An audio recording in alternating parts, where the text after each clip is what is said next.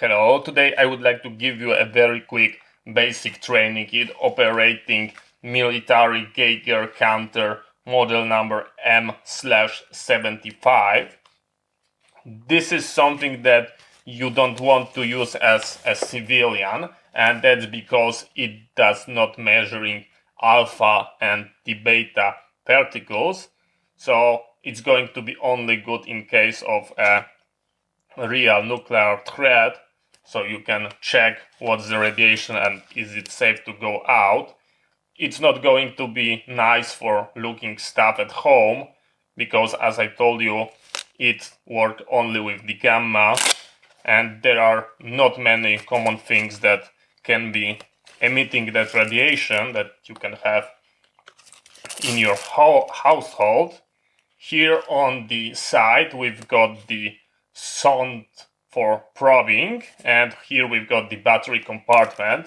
How to remove the battery compartment: here we've got that lever, and you are going to pull it straight like this, and here is unlocking the pin, and now you just pull it. So it is really easy to do. As you can see, we've got a marking that it's going to be running on two batteries. We've got a polarity on the tip. We are going to undo the back, and according to the location we are going to put two R20 batteries like this. We are going to screw it back, and now we are going to align our battery holder inside, going like this, so it's going to nicely fit into the holes, and we are going to push it and lock like that.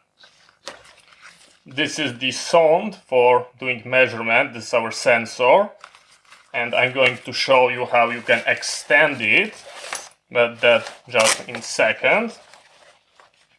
And to start the operation, first thing that we are going to do is check the power. Here is a switch for checking battery and for lighting the, not screen, but the meter backplate. So one press, it's illuminated. I'm trying to cover this, as you can see. But if you push it more forcefully, now you are measuring the battery, and if we are in that black sweet spot, that means our battery is good. Here we've got the alarm. We can preset the radiation that it's going to sound alarm with this meter. Here we are going to see the indication, and it's going to make a buzz, and it's used for like unattended control. Here you can see the possible values. Those are really large values. So in general, you could, for example, stick the probe outside of your window, outside or your vehicle, and you are going to be alerted if something very bad happened that we know. Then here we've got connectors under those very nice flaps. On the first one we can attach our alarm indicator, which is going to be just a earpiece. This is how it looks like. You put your ear and you connect that plug. Here you just find a sweet spot, and now you are going to hear when the alarm is going to go off. But we are going to put it back where it was. Here we've got cable for the battery. This is how it looks like. We've got a very nice cable for extending our battery pack. If we would like to do that, we open our flap. Here is our battery. we go straight and we pull our battery pack. Now we are going to, this is how it looks like. Now we are going to find the correct plug. The smaller go into the battery pack like this, and the larger one go into the battery socket. Just like that. And we can check whether we have power, and yes, we've got.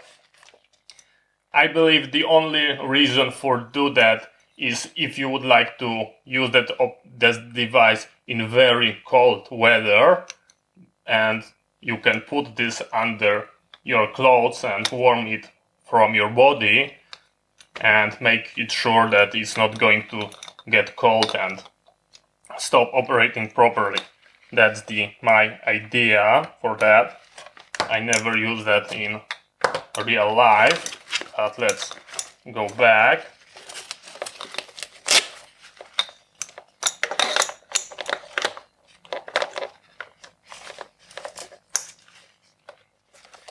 Now what to do if you would like to use this device from a safe location. On the side we've got cable for the probe. Here we've got our cable, and we can go and remove our probe. Same like with the battery, we are aligning those two pins and we can pull out our probe. The probe has marking where there should be a window, but I believe it does not make any difference for a gamma radiation. Now we are going to plug that part go into our probe, just like that. And here we are plug it in the sonda port, which is going to be our sensor. Now we are ready to operate. We can stick this out of window or out from the vehicle. We check the battery. We've got the good battery, and we go for a first step. And as you can see, the scale is extremely high. We are scaling roentgens per hour. I like the Sievert or the Grace, but this is a military equipment and that's what they are using. If here we would have a value that will be in the lower range, then you go one step forward, and as you can see, we are changing the resolution for a lower, just like on the voltmeter. We go from a very high range, we are checking it is going to max out. If it's not, then we are lowering. And here we've got scale that fully is going to have a 5 roentgens per hour. Here we are in the milliroentgens. Here we are in impulses per second, or the milliroentgens. And this is the absolutely lowest possible value. This is how it looks like. This is the basic operation. You just read the value. After you are done, you just switch off the equipment. You lock the cover. You unplug our sound, our probe, and you put it back in the location.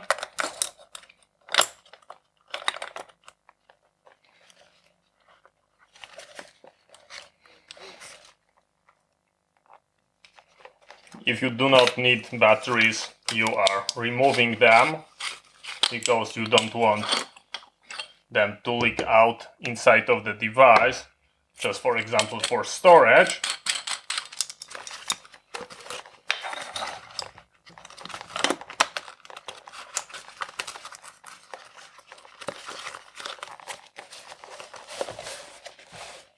And you put the cable back. So this is the very basic and very simple tutorial how to use the M75 Geiger Counter.